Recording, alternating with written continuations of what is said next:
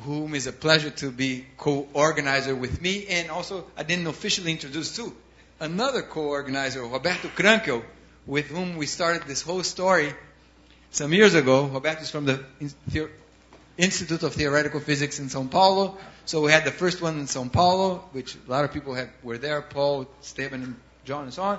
Second one was in Paraty, in between Rio and São Paulo. And the third one is here, so it's really been a pleasure to interact with these two gentlemen. That's very, very fast conversion, isn't it? Very fast conversion, but conversion to where? We're on a flow, Stephen. We're on a flow. So it's really a great pleasure to organize these meetings with these two gentlemen. So Paul is going to be speaking on solitary waves arising from bifurcations at minimum wave speed. Paul. All right, Andrea, thank you very much. So let me thank actually the real organizer, who's Andrea, of the conference. So I was actually writing the book of abstracts, and I realized that the one I messed up is myself. The words solitary waves arising from was missing. So I just had bifurcations from minimal wave speed. And let me also apologize that although today was supposed to be the day for atmospheric and ocean things, I'm going to talk about small scale things. Okay, so that's apology number one. Apology number two is many of you know that I'm in the process this minute of moving from the US to the UK. And so I was able to escape from my house. My wife gave me permission to escape for a few days. But I wrote these slides last night, so any mistakes is all right. It's my wife's fault, exactly. All right. So I'm going to talk about a special kind of solitary waves, which go in the business are called wave packet solitary waves. So they're solitary waves that bifurcate from, as you'll see in a second, minimum wave speed of the dispersion relation. But the minimum wave speed at a finite wave number. So they are about a carrier wave of some finite wavelength. And so I'm going to talk about two sort of different kinds of solitary waves that can arise. One is when the NLS is of the focusing type, and the prototype that I'm going to talk about are capillary-gravity waves, so waves where there's the effect of gravity and surface tension. And when the underlying NLS, the nonlinear Schrödinger equation, is of the defocusing type, and the prototype case there are flexural gravity waves. So where the F stands for flexural, meaning these are waves, these are models that were first written for the waves of on floating ice sheets. So you should imagine a thin elastic membrane that's being with the gravity waves underneath and how it reacts. And I'll tell you more about it. It's a rather surprising problem. Okay. So, and then I'll talk a little bit about dark solitons in the Euler equations. Okay, so this is joint work with an ex-student of mine, Ben Akers, and a current student, Zhan Wang, and his talk, he will talk more about some details of these things. And also some of this work is with Jean-Marc Vandenbroek. So, what's the conventional wisdom here? The conventional wisdom that you learn in your first class, if you take a nonlinear waves class, is you take a wave equation, you add a little dispersion, you add a little nonlinearity, and what do you get? Solitary waves. Right? The canonical example is the Korteweg-de Vries equation, where here is your wave equation, right? You add a little dispersion, you add a little nonlinearity, you get KdV, right? If you move in the appropriate frame and then you rescale, you get KdV, and we all know KdV is the prototype example for solitary waves. Why do we get solitary waves? Again, the conventional wisdom is, well, dispersion disperses, right? It makes some coherent thing, some coherent initial data disperse into its Fourier wave numbers. And the conservative nonlinearity, I put conservative here because it's sort of important in this kind of problem, the conservative nonlinearity will steepen the wave, and these two effects can miraculously balance and give you a solitary wave, which in this case would be the Sech squared. Okay, so KdV and other equations of this type, you don't need to have actually 3x derivatives here. You can have a Hilbert transform and 2x derivatives. You can have all sorts of things that arise in slightly different situations. And you don't have to have a UUX. You can have a U squared UX. That's fine also. Arise when the linear waves near wave number k equals 0 are non-dispersive. So the leading order effect here is non-dispersive, right? So, and usually it's something called the long wave approximation. Okay. Now, in the water wave problem, which is what I'm going to talk about, this approximation is relevant for shallow water, okay, because you're taking an approximation near wave number equals 0, so near wavelength equals infinity, and wavelength is usually measured in units of depth, right? So this approximation is relevant for shallow water, and if you have shallow water and only gravity as the restoring force in your problem, solitary waves exist only in a one-dimensional free surface. Now, what do I mean by solitary waves? I mean, I'm going to use just a vague definition of a wave that decays to 0 in all spatial directions, okay, and travels at a constant speed without change of form. Okay? They exist only for a one-dimensional free surface and only in the shallow water regime. Okay, so this is KdV. There are several water wave problems where linear waves are close to being non-dispersive, near a wave number that's not 0. Okay, near some finite wave number. The simplest case is the gravity capillary or surface tension wave case. Okay, so let me show you a couple of pictures that show what I mean. So on the left here, you can't read what's written, but it doesn't matter. Okay, this is terrible. This is K, wave number, and this is omega, frequency. Okay? The solid line is the just gravity dispersion relation. Omega is K tangent, square root of K tangent K. This is obviously just a straight line, which means the waves are non-dispersive. Okay? Which is a good approximation near K equals 0. And this is the KdV approximation, K minus 1/6 K cubed. Alright, so this is sort of the KdV regime in linear theory. Now here, what you see on this side is capillary gravity waves, the dispersion relation. So the solid line here is the dispersion relation of infinite depth capillary gravity waves. Right? So that is omega is K plus K cubed square root. Right? So it looks like square root of K near K equals 0, and it looks like K to the 3/2 as K goes to infinity. Right? That's the solid line. Here is now a particular point that I'm going to choose, that one. By the way, notice that this problem here, as K goes to 0, is not non-dispersive. This problem is never non-dispersive. There's never a straight line that approximates square root of K here, right? Now, about this point, okay, the waves are locally non-dispersive, right? Meaning in this vicinity here, there is a good straight line approximation through that point.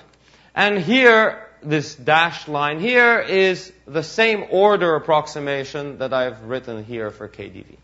Okay? So for the rest of the talk, I'm going to focus about this, what's going around near that point.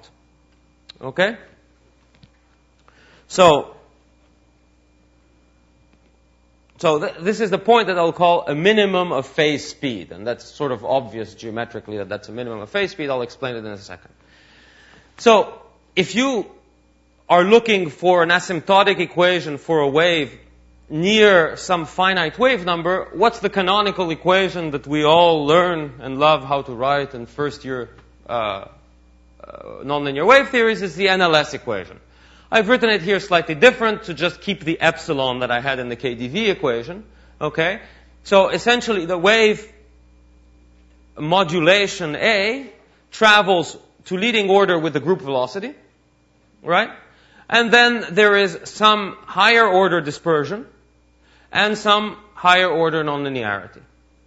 Right? And that's the equation that we all learn how to write. Notice that in this equation, and the physics is fundamentally different of the nonlinearity, whereas in the previous equation, nonlinearity steepens the waves.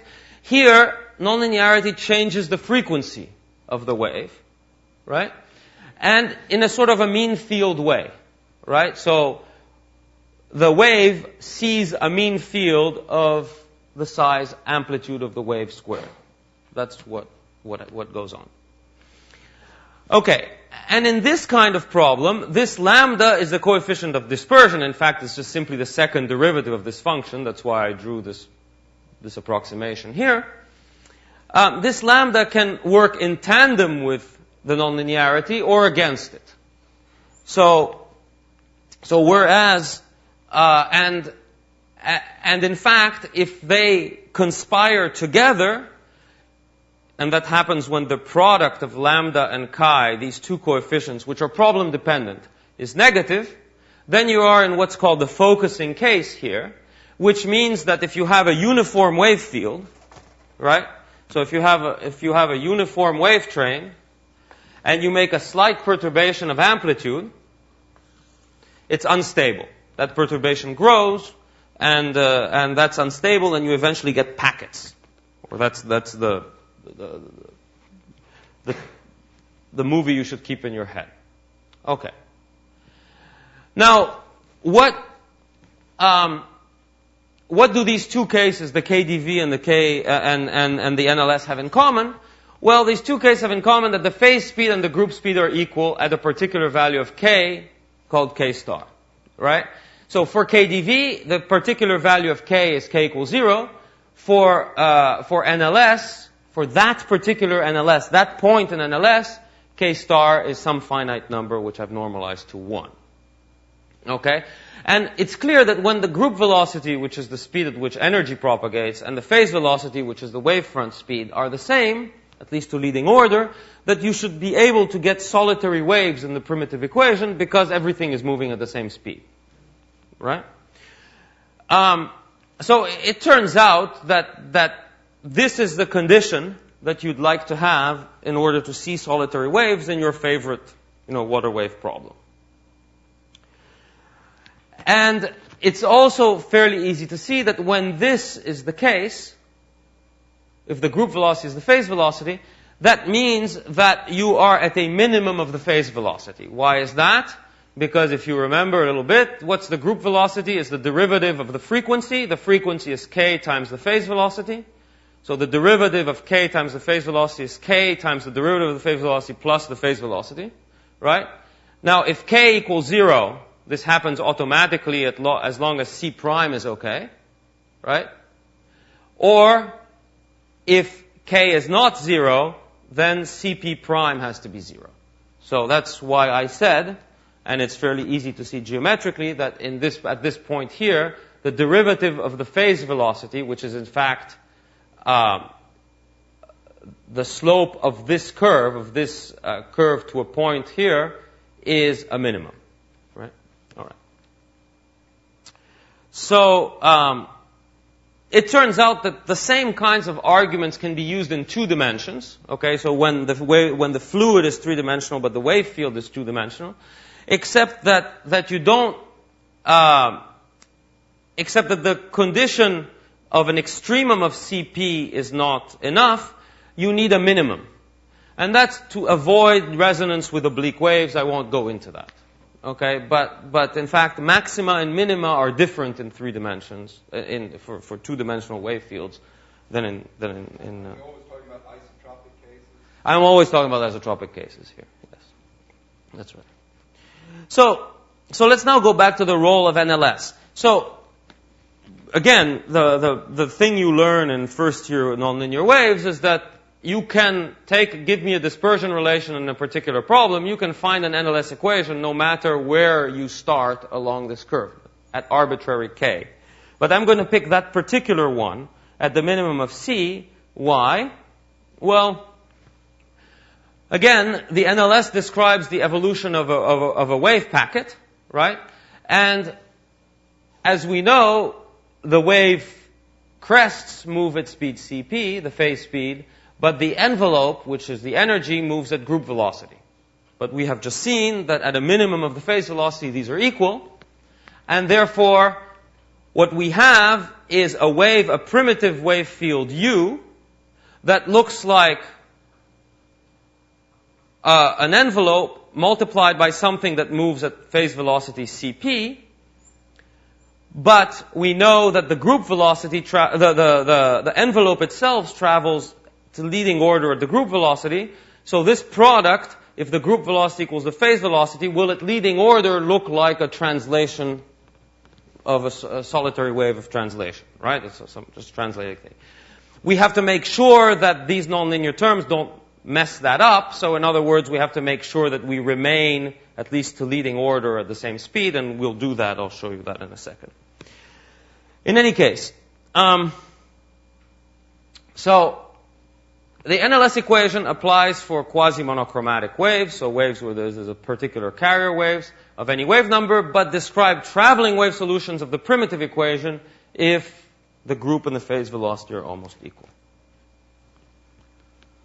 Okay, so what about solitary waves? So, the NLS equation, I'm trying to move fast through this so I get to the stuff that is more new, right? The NLS equation, this equation, in the focusing case, I didn't write the formula down, but has a famous solution, which is the Sech profile, right? Hyperbolic secant, right? So it's a solitary wave in A, which, if I'm at the right point in K, where the group speed equals the phase speed, gives me a traveling packet. Right? So, and I can calculate, like I said, I want to make sure to leading order that the speed of the NLS soliton is really the same as the phase speed, and that gives me a relation between the speed of the traveling wave packet and the amplitude of the wave packet. And here it is. Okay? So, in other words, the C is the speed of the solitary wave, is Cg or Cp, it's the same thing at this point, minus something times the amplitude of the wave squared. Okay, and this is just a coefficient. Okay? So, in other words, one can, through this method, construct solitary waves that are wave packet-like in the Euler equations, in the capillary gravity case. Now, the whole point of this talk is to say NLS is really not very good at doing this. Okay? And let me tell you why. And there's a paper recently that we've written, and also Zan will talk more about this in his talk. But first, in NLS, this kind of construction gives you one family of solitary waves, a continuous family of solitary waves, because the angle, the phase shift between the carrier and the envelope is free. And it's in fact free to all algebraic orders. Okay? Whereas if you actually look at the full Euler equation, or models, which I'll talk about in a second, that's not true. You get discrete families of these waves. Second problem. In NLS, solitons are stable in some appropriate sense, whereas these kinds of solitary waves in the full Euler equations are sometimes stable, sometimes unstable. I'll show you an example of that in a second. Okay? NLS is also an integrable, at least this in 1D, and the collisions are elastics. Two solitary waves will collide elastically. In the full Euler equations, no, this should say Euler, first typo, they're not. Okay? So just a quick example before I get to some more interesting things. So what am I looking at here? This is a branch of solution. So this is the speed of the solitary wave, and this is the amplitude of the solitary wave. Okay? In some measure, and the measure I've used here is actually the energy. This is a full Euler computation. So we see, I've just drawn two branches of solutions, this branch and this branch. And this branch here is a solitary wave of elevation. It's this guy. Okay? So this is a solution to the full Euler equations. okay, which sits right there. Okay? And this is a solitary wave to the full Euler equations where, a solution that will translate uniformly at a speed given by this number right here. Okay?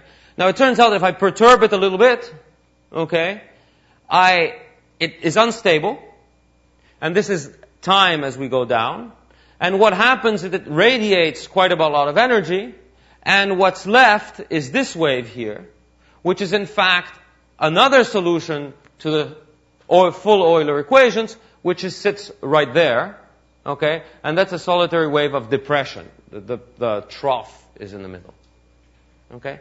So this kind of dynamics is not at all explained by NLS. Right? And this is numerical, but one can show the stability analytically, actually, the instability analytically. Okay.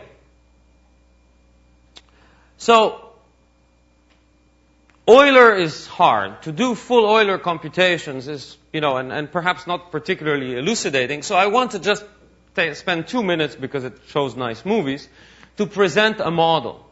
So is there a simpler model that uses the primitive variable eta, the free surface displacement, okay, and captures this kind of dynamics,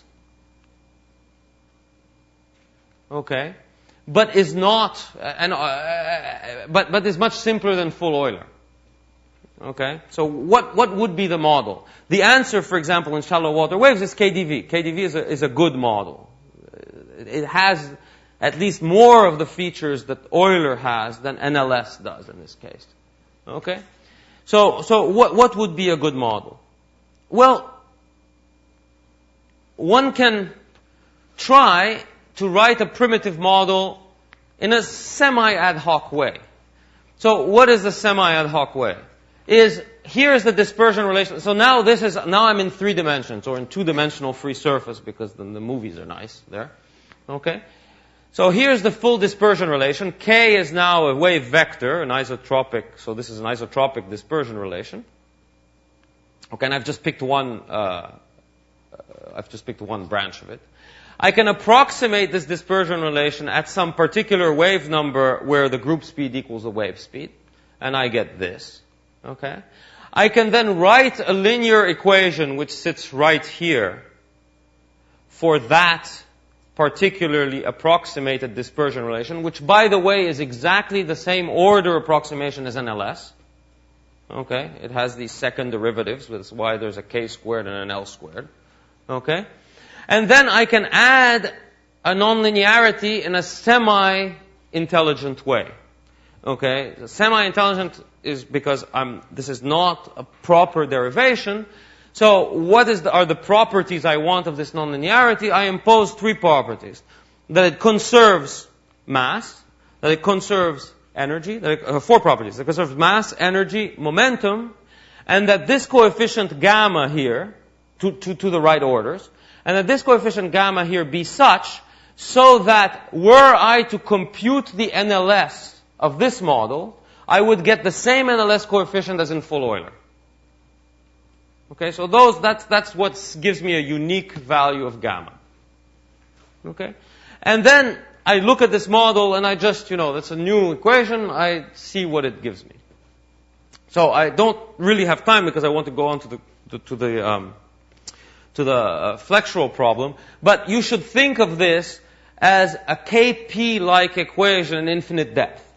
Right? Here is the Kp equation, right? It has the dispersion relation sits here. Here's the dispersion relation of the Kp equation. Okay? The H is the Hilbert transform. It shouldn't scare you. It just arises naturally here. And here is the Kp nonlinearity in the appropriate variables. Here I have a gamma, which is more complicated because it has to do with some NLS approximation. Okay. There are other possible models, but this one is very simple and very cute. Why is that? So it captures things that much more complicated models capture. So here is a solution here is a traveling wave to this model. and you can compute traveling waves to the Euler equation. It's very close to traveling waves to the Euler equation. So here's a traveling wave to this model. Now the free surface is 2 dimensions, so it looks like a lump. And it's a wave of elevations. You see the crest here. Right? And now if you run the time-dependent solution, you see that it quickly becomes unstable. It radiates energy, and it becomes a wave of depression. Okay, I'll do it again. So, there we go. In this model, here is now a wave of depression of a certain amplitude. It turns out that in 3 dimensions, and you can show this for Euler also, or you can conjecture that it's true for Euler also, that certain waves of depression are stable and certain are unstable. This is an example of an unstable one. And the unstable one, in fact, just disperses away into a linear field. Okay? This is perhaps the funnest picture. This is 2 stable waves side by side. Oh, by the way, all these pictures are taken in the frame of reference moving with a linear wave speed, right? That's why nothing much looks like it's happening. Things are not moving, right? I've subtracted C out of. Here is 2 stable depression waves, okay? Just added side by side. So they're both moving in that direction at speed CG or CP, or their proper speed. And I'm with their frame of reference, and because I've just added them, this is not a solution to the equation. And we'll see what happens. So if you look at these pictures, it looks like nothing much is happening, but if you look at it carefully, this crest is coming close to that crest. Okay, these are coming together very slowly. And the rate at which they come together will all of a sudden start increasing. Okay? Because essentially this is a surface tension problem. So there's sort of minimization of surface energy trying to happen there. So these are trying to minimize surface energy. They're coming together as they're zooming right along. And then they have a collision. And what's left over is what seems to be a periodic solution that is a traveling periodic wave of depression. Okay, so a very complicated interactions can happen in this equation. All right, so this is just a general talk to give you a flavor of what things are going on. That was what happened. All this is what happened if you are around a minimum. If you're in the focusing NLS case. This is the focusing NLS case. What if you are in the defocusing NLS case? Then I said the prototypical problem is the flexural gravity problem. Now it turns out that the simplest model for that, if the elastic sheet on top of the fluid is very thin, its mass is small, lots of approximations, you can essentially replace the surface tension boundary condition, which is a surface tension, a pressure jump proportional to the curvature, to a pressure jump proportional to the second derivative of the curvature, right? That's the simplest kind of thing. It's sort of an Euler beam kind of equation. Okay, at the top. Now, one may think this is a crazy problem, but it turns out that if you Google on the internet, there is a U.S. Air Force manual written in the 60s on how to land on frozen lakes and frozen oceans.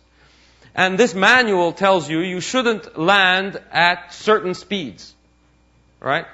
Because there were experiments done that said, the ice tends to break if you go at certain speeds. And it doesn't break at other speeds. And there was then quite a bit of work done with this, mostly in linear theory, to try to explain these kinds of features. And basically, it turns out that magical speed at which things change turns out to be the minimum of this dispersion relation. The phase speed that's the minimum of this dispersion relation, which is now the dispersion relation of that problem. Right? Something happens there. And I'll give you references in the back. There's not, this is not a few people, including Frédéric in this audience, have worked on this problem. But it turns out that if you work out the weakly nonlinear theory here, you get the same kind of minimum of phase speed, but a defocusing NLS coefficient. Okay, so a case where the NLS does not show such squared solitary waves.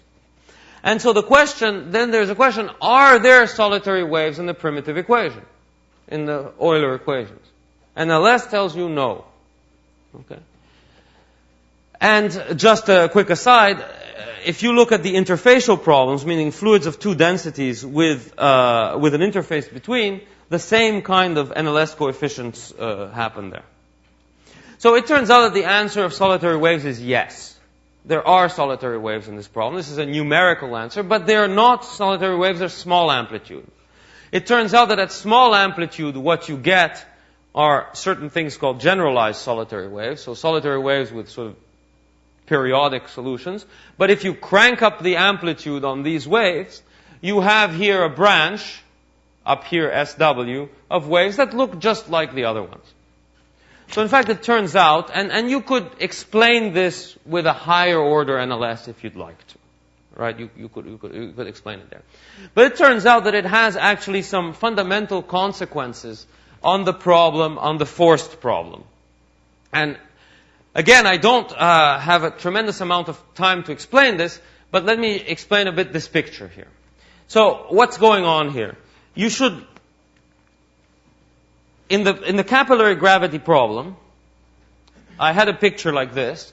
So there was a critical speed here, which is square root of 2 in the capillary gravity problem. And the solitary waves bifurcate to lower speeds. Okay, this turns out to be a supercritical bifurcation, but it's a supercritical bifurcation when you look at it that way. So it bifurcates to lower speeds. In the flexural gravity problems, you do not have solitary waves that bifurcate to lower speeds. You have instead periodic waves at higher speeds, which is what the NLS would predict. The NLS predicts this sort of dashed line here.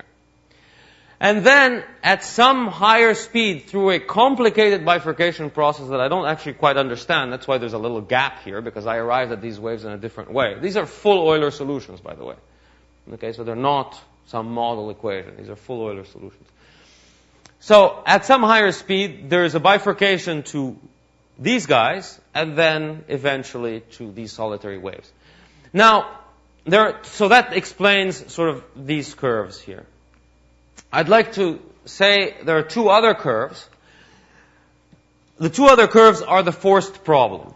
So, the forced problem, what you should keep in mind is another canonical problem that you learn in sort of first year waves is what happens if you have, say, a shallow water free surface problem and you apply some pressure here, and you move that pressure with speed v. Right? You will in general generate waves here. Right? So that's a canonical problem. Now, in this problem, what happens non-linearly? Okay? So in that problem, if I look at the speed c, or here I can plot v. Okay? Called it v there. And here I plot, so here I plot the amplitude. And here I plot v. Right? There is a special speed, which let's call it 1. So here, right, the linear wave speed, c, p, is cg, is just root gh, right? Where this is. And that I'm going to call 1. I'm going to normalize things to 1, so that's 1 right there. Solitary waves have this dispersion, have this speed-amplitude relation. So this is if there is no forcing, there are free solitary waves, like the KdV waves, and they look something like this. All right? It's a supercritical bifurcation. The waves, the larger the amplitude, the faster the wave. And here are where the linear waves exist. They exist up to here. Right? Now, what happens in this case when you add the pressure forcing? That breaks the symmetry of these bifurcations.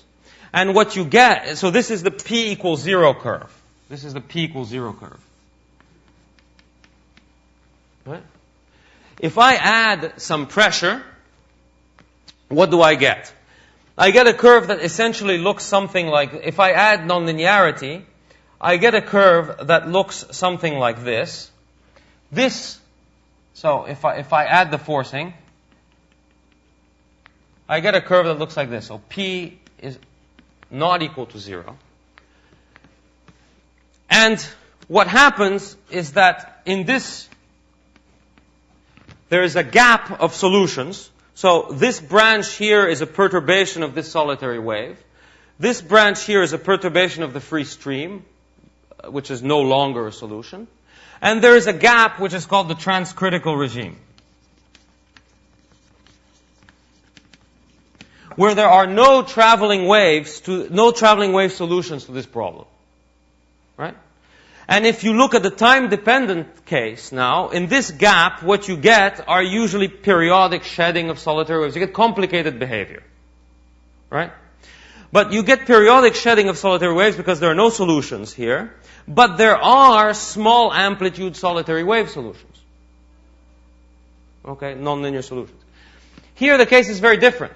For certain forcing, for larger forcing, there is a transcritical gap also. But there are no small amplitude solitary wave solutions. The only solitary wave solutions are sitting way up there. So if you're going to shed solitary waves, they're going to be of huge amplitude. Okay? And this can be seen in numerical experiments. Okay? If you force that problem, you see that eventually you can get, so I don't have time to explain this picture, but in any case, that you're going to generate huge amplitude deflections. So in other words, if you're going to land a plane on sea ice, right, you want to stay out of this gap. Right? Because if you stay in that gap, there are no good methods to radiate away the energy. All right? At small amplitude. Okay. So that's the case. In the last 5 minutes, I want to show you some last fun things. So we always learn that there's another solution to NLS, which is the dark soliton. So why is this called a dark soliton? Well, because if I draw the hyperbolic tangent function, it looks like this, okay, or the other way around, okay? And so I draw this as an envelope, and then I put in my carrier wave. And if I'm thinking of optics, for example, I notice that this is brightness, and then there's a dark blip in the middle. Right? And so in nonlinear optics, people have done experiments and have found these dark solitons all over the place. And it's the very well-known papers of finding dark solitons. But to my knowledge, in the fluid problem, nobody had computed these things. Okay? That they were, the existence through NLS is sort of predicted, but can you really compute them in the Euler equations? So it turns out that the answer, as you might imagine, is yes. And again, so these are full Euler computed traveling wave solutions. Okay? And the dashed line is in fact the dark soliton of NLS. There's a dashed line here of the envelope. And in fact, the approximation of NLS works very well at small amplitude. At larger amplitude, as you go along the dark soliton branch, the NLS approximation breaks down. They look something like this, these dark solitons, in full Euler. And then something surprising happens. These tails die, and in fact the dark soliton becomes a pair of bright ones. Okay, so it's sort of a nice ending to a dark tail. Any case, so that's just to give you a bit of the zoology of what can happen at these bifurcations of minimum wave speed. And here are a bunch of references, and if you have any questions, I'll answer.